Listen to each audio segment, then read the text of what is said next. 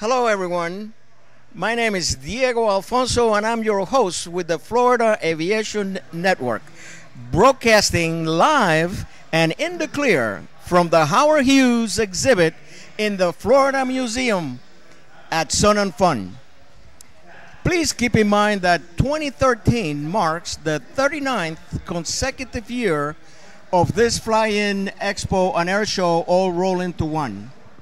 In addition to that, this is the second largest event of its kind in the world, and it's taking place at the Lakeland Linder Regional Airport in sunny Lakeland, Florida.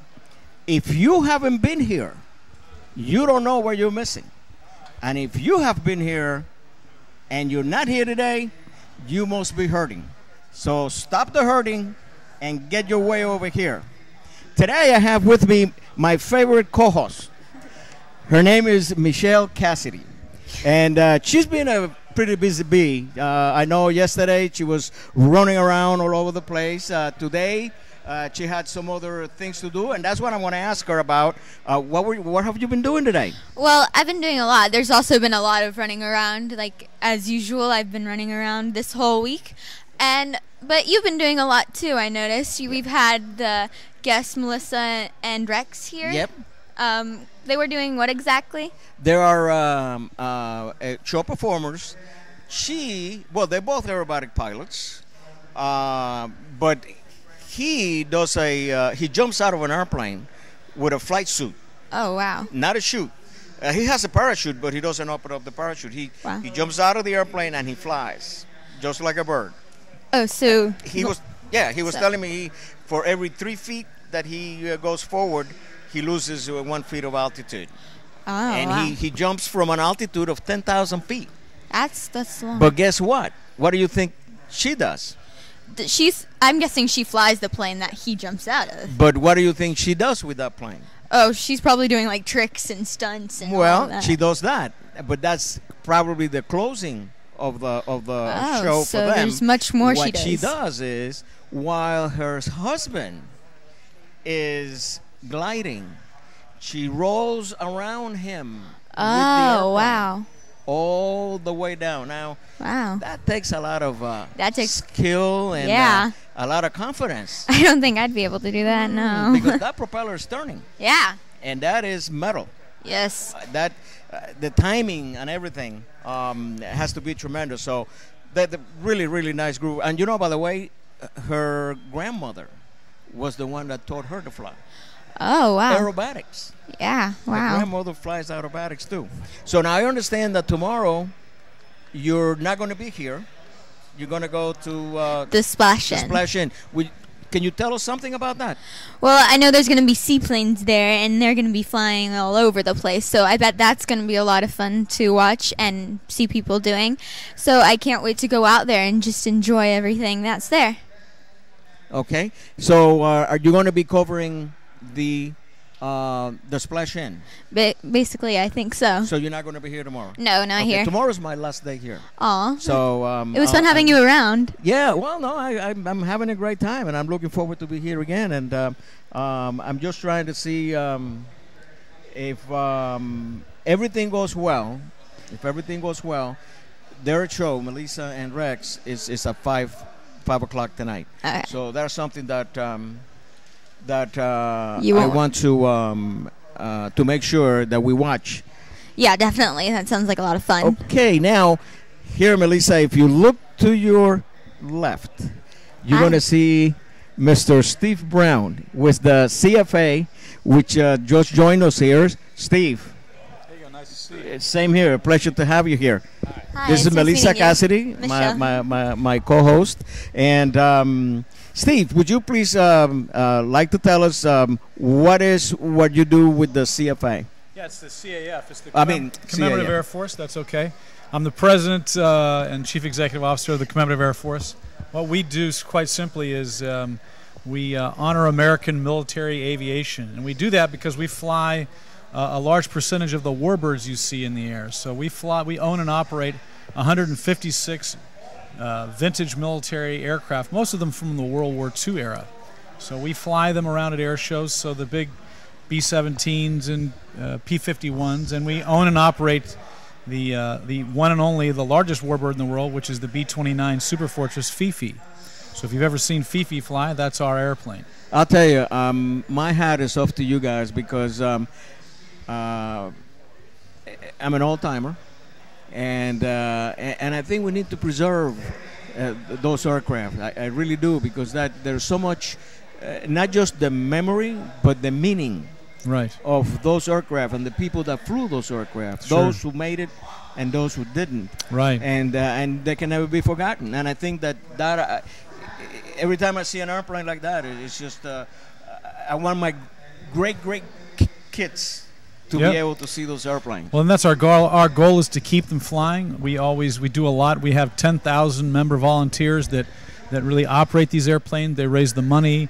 They keep good care of them, keep them in working order, and fly them. And you mentioned the people that flew them. We're about honoring them, of course, and a big part of what we're doing here coming up just in about an hour at Show Central is we do a big project called the CAF Red Tail Project, or the Red Tail Squadron, about the very famous group of aviators, the Tuskegee Airmen, which I know that you know faced discrimination and fought for the right to fight for their country back in the 40s. And finally we're able to get into eventually P-51 Mustangs that were painted with the red tail. And they became the Red Tail Mustangs. As you know, there was a Red Tail movie that George Lucas made a couple years ago. Yeah. And we have a true flying Red Tail Mustang here, a P-51 Charlie model, which is out there at our Red Tail, our Rise Above traveling exhibit. And what we've done is we've produced a movie, put it inside of a 53-foot moving semi-trailer with double pop-outs, and it can fit 30 people in an air-conditioned movie. And what happens is people come in, and we've produced our own independent movie about the Tuskegee Airmen, and we use their lessons of what they've done to overcome obstacles to teach young people that they can overcome any obstacles that they have. So it's a fabulous movie. It's free, and you can go right there and see it in the air-conditioned theater out on the Warbird ramp here at Sun and Fun. So coming up in an hour, we're going to have two original Tuskegee Airmen, Colonel Brake and Colonel Hardy, will be there to present a couple of flying helmets to two students from the Central Florida Aerospace Academy right here at Sun and Fun. We're going to present that to them. I bet seeing this would give you, like, especially me, I'm imagining this right now, all these old planes flying around. It would actually bring a blast from the past, like, so you can imagine what it'd be like if they were actually flying it still from the crowd. Well, you're exactly right, because when you go to a museum and you just see them hanging in the rafters, they're quiet, but to hear a radial engine crank up with all those cylinders and all that oil and smoke and that sound, it's such a unique sound with the radial engine. It does bring you back. And what's very interesting is many times we get World War II members themselves who flew in the war who come up and get back in the airplane, and you can see them reach down and adjust the seat just like they did 60 years ago, and they get very emotional and very teary-eyed, and so it becomes quite a moving experience to see. That's amazing. It must be because I guess they said that to remember is to live again, and that sparks memories. That's got to spark memories. But going back to the Tuskegee Airmen, I taught the grandson of a Tuskegee pilot. Oh, you did? I taught him how to fly. His name was Jerome Smith. Well, how about that? And many years ago, probably about 20. He flies for the airlines right now, and I trained him right here in Florida. How about that? Oh, wow. Well, Diego, you bring up the fact that you trained a son or a grandson. The son of a Tuskegee Airman now flies our P-51 and is actually the squadron leader for the Red-Tailed Squadron. Wow. So we have the son of a Tuskegee Airman, which is now flying that P-51, and is named Brad Lang. He's a Delta airline pilot, but he's also the leader of our Red Tail Squadron. I'll tell you, the work you guys do and the way you keep those airplanes and what those airplanes really mean to this country and to the people of this country. Right. And it's just, I mean, my heart is right out to you. Well, thank you. You know, we started back in 1957. We were known originally as the Confederate Air Force for many years. We changed our name about 12 years ago to become the Commemorative Air Force in keeping with what we're doing.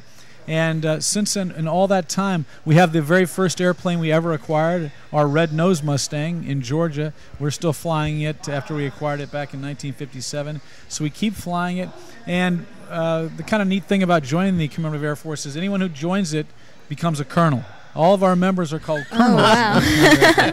So you can join the CAF, become a colonel, and that's what we have. Our slogan is "Be a Colonel," you know, and preserve aviation. You can get involved, and we have people that started as young members flying or working on the airplanes, and now flying B-29. We have the pilot in command right now of the B-29 Fifi is the youngest pilot in command of a B-29 since really the Korean War. He's 30 years old. He became the pilot in command at age 29. Wow. So if you think about it, that was the age of the old men that were flying the B-29s back in the war. Yeah. And here, this is the youngest pilot we've ever had command this airplane. And we just recently qualified someone who's 32 years. So we've had a crew that's under 32. And our very first, since World War II, the first female pilot, co-pilot named Debbie Travis King.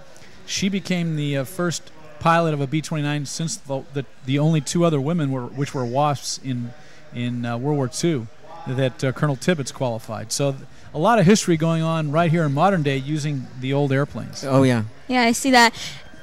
Okay, so you're saying your planes are from like way back in the wars, like World War II. Is that like the oldest they go, or is there anything older than that? Well, for us, we pretty much we have some stuff that was made in the late 30s, but most of it during World War II in the 40s is where we start. We have Korean and then Vietnam vintage after that. We don't go back to World War I so much, but there are people that do that. At Old Rhinebeck up in New York, they have World War I airplanes that are out there flying.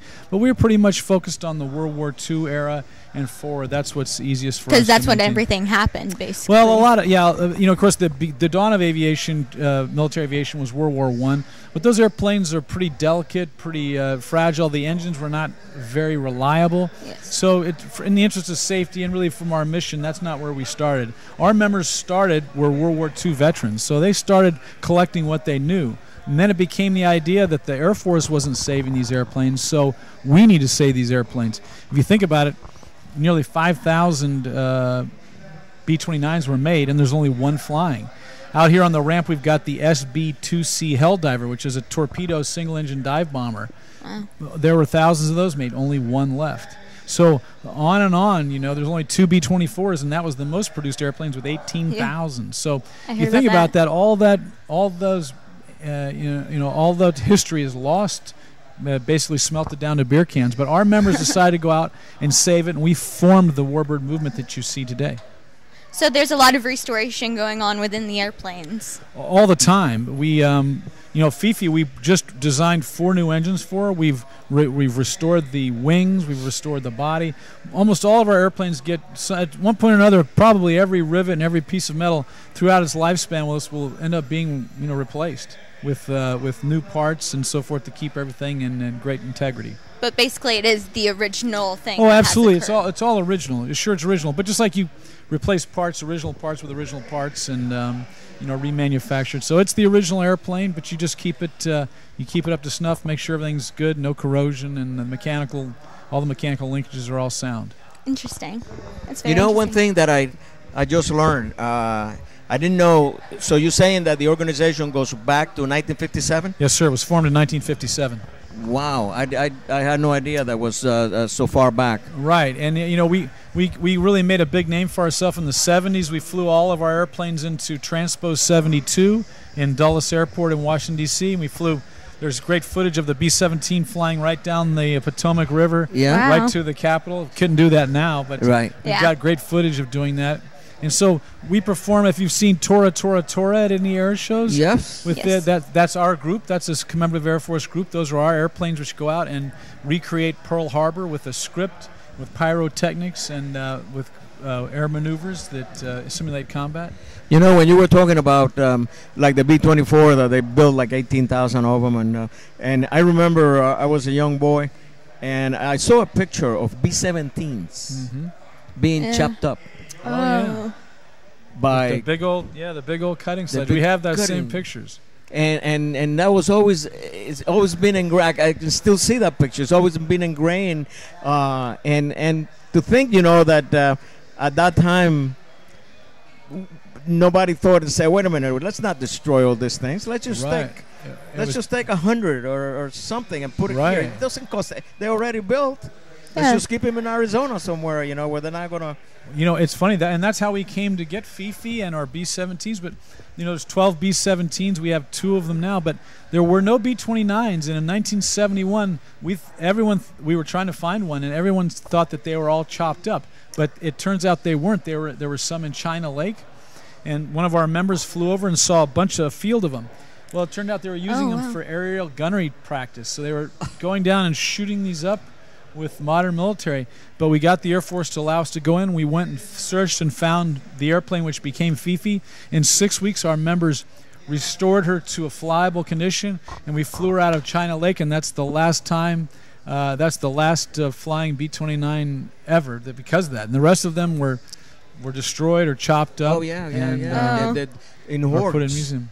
Yes. Because that picture of the 17s, there must have been over 2,000-3,000. Oh, I'm sure easy. Yeah. I'm sure you're right. And they're just being chopped up and chopped up. So now, in order to join the organization, you want to go ahead and tell us what is required? Yeah. Well, you know, you join our organization. You can go to commemorativeairforce.org. Or you can come to see our tent. We have a big tent right there at the Warbird Ramp here at Sun and Fun. And you can become a colonel. Our annual membership dues are $200, but that gives you an opportunity to help keep these airplanes flying and help your dues and your efforts go to keep these airplanes in the air. And it's about educating Americans on how we got to have our freedoms. So we travel around. We perform in over 350 air shows a year with our airplanes. What do you hope for the future of your company and what they're doing with the planes? You know, our organization, again, is about, as we get farther and farther away from these conflicts, you know, World War II history is not taught in the schools for more than a couple of weeks each year. A lot of young people don't know anything about it. So our goal is to continue to educate. And, you know, by educating about our past, we can help avoid the conflicts of the future, letting people know how they got to have our freedoms. We've never seen a sacrifice of individuals in our country like we had in World War II.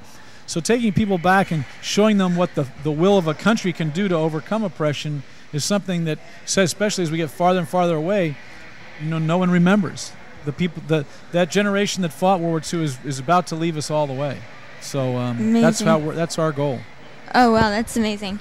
Because if you think about it, if you don't keep these in working condition, then the future generations will have nothing to live off of. They won't know how they actually looked like. Right. They'll just be able to, you know, visit them in a museum like this, but you can't hear them.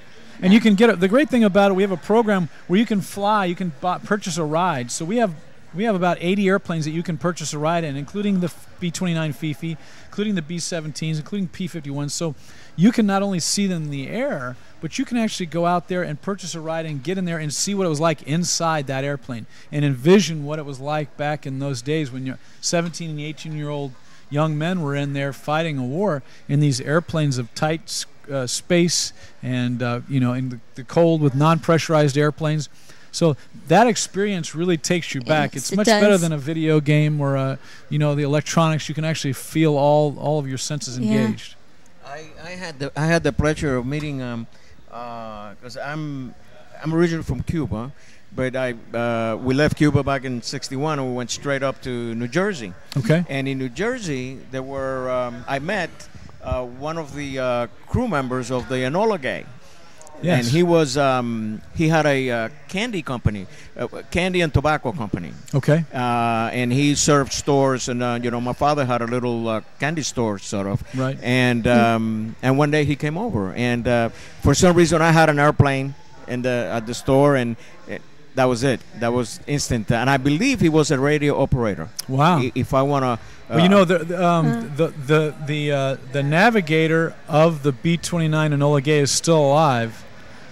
Dutch Van Kirk. Okay. He's still alive. I think he's 96. I was just with him this past year.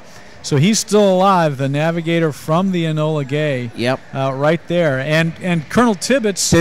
Tibbets, as you know, the pilot in command, he was a big part of the CAF and flew in our airplane, Fifi.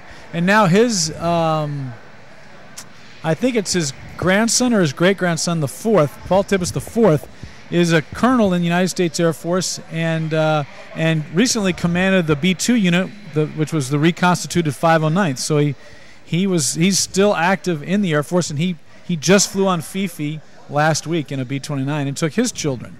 So, the legacy continues here. They can step into the same airplane that his grandfather was flying in and experience what he did this many years later. That must be an unbelievable experience, and feeling, from somebody to be able to relate to their relatives in the same environment. Right. Well, maybe not 100%. Right. But at least feel it from that exact cockpit. Yeah. To sit there and say, wow, this is what he sat, this is where he saw, this is the way it felt. That's correct. Maybe not getting fired at, but... That's right. But I'm here, and right. and this is what he felt at some point, Absolutely. Minus, of course, the anxiety and all that, the fact right. that you're going to have people trying to shoot you out of the sky, that That's type right. of thing. So now, what is in store right now? I mean, do you have any projects that you're working on, or are all the projects completed? Or? No, we're always finding new projects to work on. We're looking at developing future larger centers, operations called air bases.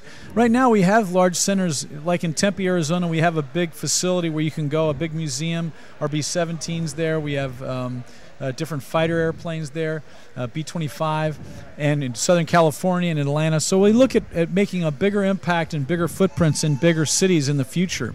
So we look to put more and more of our airplanes in population centers that can be enjoyed. We produce air shows. The Wings Over Houston Air Show is our air show. We have one in Midland, Texas, where I live. And all over the country, we find different ways to educate our mission. We still have airplanes that are being restored. We have a couple of A-26s right now in restoration. We have a P-47 Thunderbolt that's coming back into registration. Wow. Yes. So we have a lot of neat airplanes that are either being flown or being restored, but we're now moving to the point where 86% of our fleet is flying, and we're closing in on getting everything in flyable condition, which is always the goal. Yeah. I remember that when you say P-47, as a kid, because the Cuban Air Force had P-47s. Okay. Yeah, huge machine. I mean, I was kind of small. Well, I'm still small, but a little smaller, right? I would say. And I remember when I step up right next to the airplane, because we've seen in pictures, a fighter doesn't look that big. Right. But when you stand up right next to it, especially when you're a kid. And that's a big one, too. Yeah. Oh, my God, that's a Machille. That is a big... The propeller alone, the side of the blades and everything else. And we also had P-40s.